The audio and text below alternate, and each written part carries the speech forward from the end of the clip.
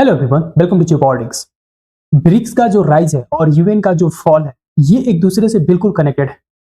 क्योंकि यूएन जो है यानी कि यूनाइटेड नेशंस, इसका इस्टेब्लिशमेंट इसलिए किया गया था ताकि पूरे दुनिया में एक तरीके से शांति कायम हो। और किसी भी तरीके का अगर कन्फ्लिक्ट है किसी भी दो नेशंस के बीच में या बहुत सारे नेशंस के बीच में, तो उसको यूएन क्या करेगा, सुलझाने में मदद करेगा और जल्द से जल्द उसका कोई सॉल्यूशन ढूंढेगा। बट आज के दिन में अगर आप देखो तो यूएन का जो रेलिवेंस है वो बिल्कुल खत्म हो चुका है। और इस फेलियर का सबसे बड़ा एग्जांपल क्या है? रसिया यूक्रेन का वॉर हो गया, मिडिल ईस्ट का क्राइसिस हो गया।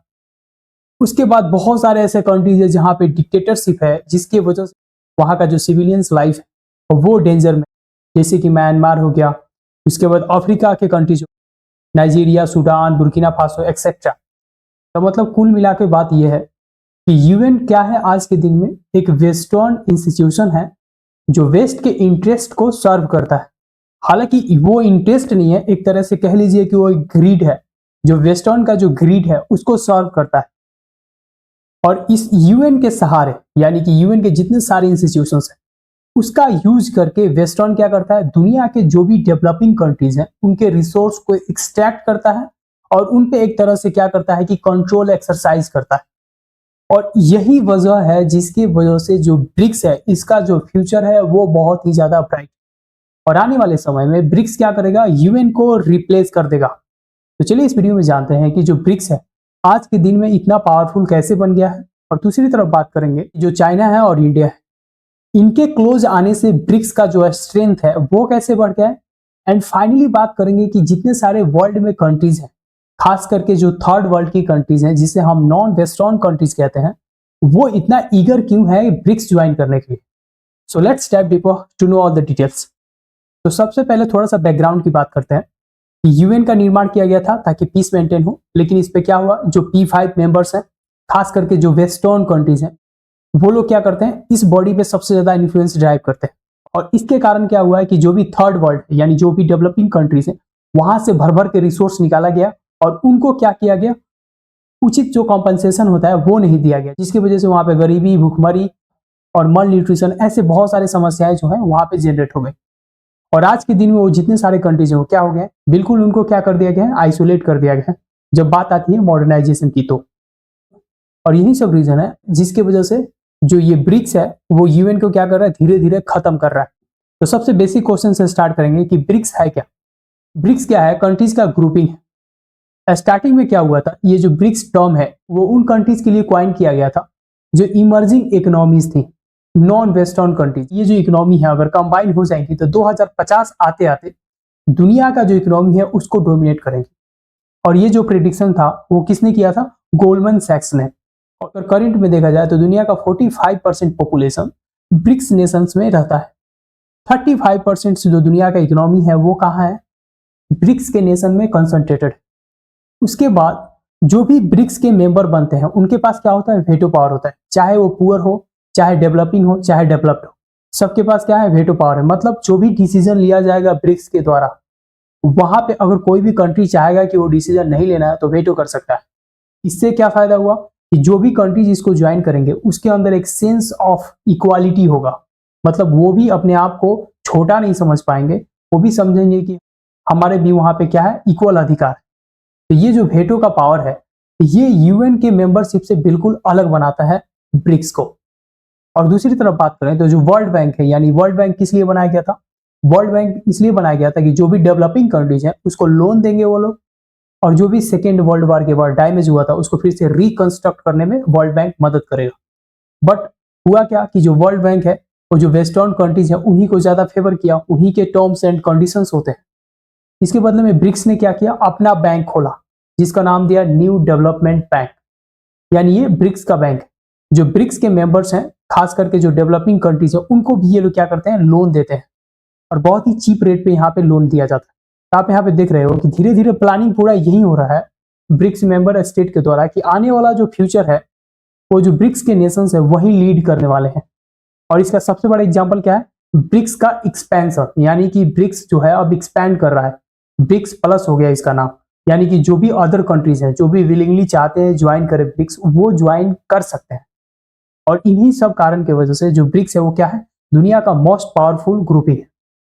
और यहाँ पे डाटा आप देख सकते हैं, अगर आप G7 से तुलना करेंगे ब्रिक्स का, तो 1995 में अगर देखो तो टोटल ब्रिक्स के जो कंट्रीज हैं, मतलब कि जो 5 कंट्रीज थे, उस वक्त इनका जीडीपी कितना था वर्ल्ड का, 16% के आसपास था। 2010 में कितना हो गया, 26%। और आज के दिन में कितना हो गया है, ये 35% हो गया है। ये जो 32% है ये 2023 का डाटा है, और ये अभी कितना है, 35%। और वहीं अगर G7 को अगर देखो, G7 क्या बोला जाता है कि जो वेस्टर्न कंट्रीज हैं, जो इलीट वर्ग है, उनका ये ग्रुपिंग है, वही दुनिया को चलाते हैं। तो उनका जो जीडीपी था 1995 में वो कितना था, टोटल मिला के 45% के आसपास। 2010 आते आते कितना हो गया, 34%। और 2023 आते आते कितना हो गया, 29%। और अभी करेंटली इनका कितना हो गया, 28%। इससे आप अंदाजा लगा सकते हो कि जो ब्रिक्स का फ्यूचर है वो बहुत ही ज्यादा ब्राइट है, और इसे रोकना नामुमकिन है वेस्टर्न कंट्रीज के लिए। और यहाँ पे मैं अगर आपको मैप दिखाऊंगा तो आप चौंक जाओगे कि जितना कलर्ड है, जो भी यहाँ पे कलर आप देख रहे हो, ये रेड हो गया, येलो हो गया, ये ग्रीन हो गया, तो ये जितने सारे कलर्स हैं, ये क्या है, ये पूरा ब्रिक्स का मेंबर्स हैं। अगर आप क्षेत्रफल के दृष्टि से भी देखोगे तो ब्रिक्स जो है बहुत बड़ा है in the comparison of other groupings, UN को छोड़ दिया जाए तो।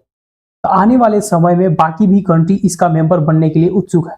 ये जो येलो कलर का है, ये मेंबरशिप के लिए अप्लाई कर दी है, और इनको अप्रूवल जैसे मिलेगा ये लोग क्या बन जाएंगे, इस ग्रुप का हिस्सा बन जाएंगे, यानी मेंबर बन जाएंगे। तो इससे आप अंदाजा लगा सकते हो कि रिसोर्स भी बहुत ज्यादा है इनके पास, पॉपुलेशन भी इनके पास ज्यादा है, तो वर्ल्ड में इकोनॉमी का शेयर भी ज्यादा है इनके पास। तो आने वाले समय में ये लोग एक नए वर्ल्ड ऑर्डर का निर्माण करेंगे। एंटी वेस्टर्न तो नहीं होगा, बट नॉन वेस्टर्न होगा। इसी के कारण जो भी नेशंस है वो कहीं ना कहीं इसको ज्वाइन करने के लिए क्या है, ईगर है। तो व्हाई कंट्रीज वांट ब्रिक्स? तो जैसे मैं बताया कि the best way of ruling the world has fractured the developing world, so everyone is favouring multiplayer world order which is possible in BRICS. क्योंकि यहाँ पे ना क्या है कि वेटो पावर आपको मिलता है, डेमोक्रेटिक तरीके से डिसीजन मेकिंग होगा, तो ये कहीं ना कहीं एक होप और एक ट्रस्ट देता है बाकी नेशंस। और दूसरी तरफ अगर बात करें तो जो वेस्टर्न कंट्रीज, उन्होंने इतना ज्यादा डैमेज डन कर दिया है डेवलपिंग कंट्रीज के लिए कि उसको हील करने में बहुत साल लग जाएंगे। क्योंकि अगर आप अफ्रीका को ही उठा के देखो तो अफ्रीका में दुनिया का सबसे ज्यादा रिसोर्सेज पाए जाते हैं, और उस रिसोर्सेज को कौन एक्सट्रैक्ट करता है, तो वो करता है वेस्टर्न कंट्रीज। और उस रिसोर्स का जो एडिक्वेट कॉम्पनसेशन है वो नहीं दिया जाता है। और आज के दिन में हम देखते हैं कि जो मैक्सिमम अफ्रीका के लोग हैं वो भाग के यूरोप जाते हैं, और वहां पे वो जाके क्या करते हैं, बहुत ज्यादा मैक्सिमम चांस है कि वहां पे वो लोग क्राइम करते हैं। और उसका रीजन क्या है, तो जो वेस्टर्न कंट्रीज हैं उन्होंने कभी इनको एजुकेट करने की कोशिश ही नहीं की। रिसोर्स तो निकाला, लेकिन इनके एजुकेशन को, इनके न्यूट्रिशन को, इनके हेल्थ को, इनके कंट्री को कभी ध्यान ही नहीं दिया। तो सिंपल सा बात है कि अगर इनको भी रिसोर्स दिया जाए, इनको भी प्रॉपर तरीके से एजुकेट किया जाए, तो क्या होगा, इनके भी जो माइंडसेट है वो बदलेंगे। बट हाँ, हो सकता है कि कुछ ऐसे भी लोग होंगे जिनका मेंटालिटी ही ऐसा है, बट बिलीव मी, अगर एजुकेट उनको किया जाए तो बहुत ज्यादा चांस है कि वो जो लोग हैं उसमें से मैक्सिमम जो लोग होंगे वो क्या करेंगे, चेंज हो जाएंगे, और जो मॉडर्न सिविलाइजेशन है उसका हिस्सा बन सकते हैं।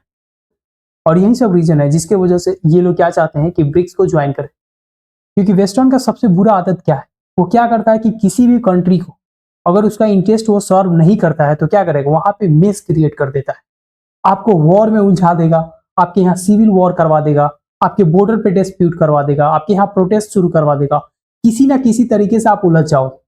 और उसके बदौलत क्या होता है, बहुत साल पीछे चले जाते हैं। जैसे कि इंडिया में देख लो, बहुत सारे डेवलपमेंट वाले प्रोजेक्ट्स होते हैं, वहां पे क्या किया जाता है, एनजीओ को पैसा देके, न्यूज वाले को पैसा देके क्या किया जाता है, उसको इन्वायरमेंटल इशू बना दिया जाता है, जिसके कारण वो डिले हो जाता है। और जब डिले हो जाता है तो क्या होता है, उससे जो डेवलपमेंट का वर्क है वो रुक जाता है।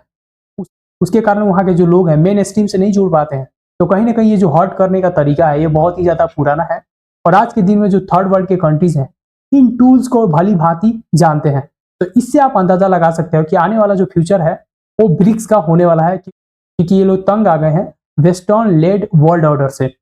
ये क्वेश्चन बहुत इंपॉर्टेंट है कि व्हाट अबाउट चाइना इन्फ्लुएंस, यानी कि जो ब्रिक्स है उसमें सबसे ज्यादा इकोनॉमी का जो वेटेज है वो किसके पास है, वो है चाइना के पास। तो कहीं ना कहीं एक सेंस ऑफ फियर है वर्ल्ड में कि क्या जो चाइना है वो अपने इकोनॉमी के इन्फ्लुएंस के कारण जो ब्रिक्स के मेंबर्स होंगे उनके डिसीजन को इन्फ्लुएंस करेगा। तो ये बिल्कुल नेचुरल है। It is natural that China have greater influence, क्योंकि उसका इकोनॉमी बड़ा है और जिसका इकोनॉमी ज्यादा है उसका तो इन्फ्लुएंस ज्यादा होगा ही। लेकिन इसका अर्थ ये भी नहीं है कि चाइना जैसे चाहे वैसे ब्रिक्स का यूज कर पाए। इसके लिए बाकी जो कंट्रीज जैसे कि इंडिया हो गया, ब्राजील हो गया, दक्षिण अफ्रीका हो गया, ये जो नेशंस है ये कहीं ना कहीं चाइना के जो इन्फ्लुएंस है उसको काउंटर करने में मदद करेंगे, क्योंकि ये भी जो कंट्रीज हैं बहुत तेजी से क्या कर रहे हैं, ग्रो कर रहे हैं। खास करके अगर इंडिया को देखा जाए तो इंडिया का जो इकोनॉमी है वो काफी तेजी से ग्रो कर रहा है। और चाइना और इंडिया का पार्टिकुलरली अगर बात किया जाए तो इन्होंने क्या किया है, जो भी इनका बॉर्डर डिस्प्यूट है उसको इन्होंने सुलझा लिया है। इसका मतलब एक कहीं ना कहीं ये सिग्नल है कि चाइना और इंडिया इन द फ्यूचर क्या करेंगे, कोऑपरेशन करेंगे। इसके कारण कहीं ना कहीं एक सर्टेन डिग्री ऑफ अंडरस्टैंडिंग दोनों नेशंस के बीच में क्रिएट होगा और आने वाले समय में जो ब्रिक्स है फिर से एक इलीट वर्ग का जो ग्रुपिंग है वो न बन पाए, ये लोग इंश्योर करेंगे। लेकिन ये बिल्कुल क्लियर है कि आने वाला जो फ्यूचर है वहां पे अब वेस्टर्न जो लेड वर्ल्ड ऑर्डर है उसका कोई भी एग्जिस्टेंस नहीं रहने वाला है। फिर से वर्ल्ड का जो रूल्स एंड रेगुलेशंस है वो नए तरीके से क्या होंगे, डिफाइन होने वाले हैं। और देखने वाला बात ये होगा कि क्या ये जो वर्ल्ड ऑर्डर है वो जो डेवलपिंग कंट्रीज हैं उनको फेवर करती है या नहीं। तो आई होप ये जो वीडियो है आपको समझ में आया होगा। So this is it from my side. See you in the next video. Thank you.